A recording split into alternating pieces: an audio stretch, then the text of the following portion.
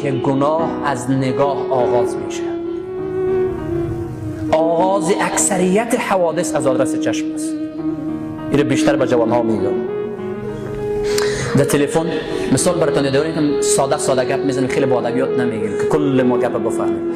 تلفن از اینترنت از یوتیوب داخل میشه. در یوتیوب داخل میشم حتما یک چیز لوکس جستجو میکنه، چیز خوب جستجو میکنه، یک سخنرانی را، یک شیخ پردل مثلا جستجو میکنه، یک نعت جستجو میکنه. در اونجا در جریان شیخ پردل که تو بالا میره که اون یک ویدیوی دیگه میره.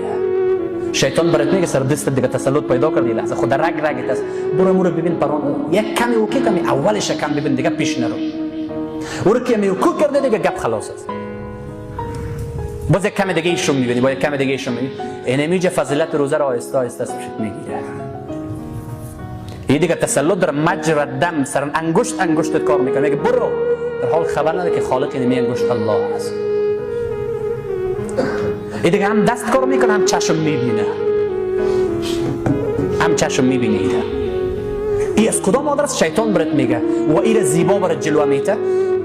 یک کتاب است، این فراموش نشه، راههای نفوذ شیطان بر انسان.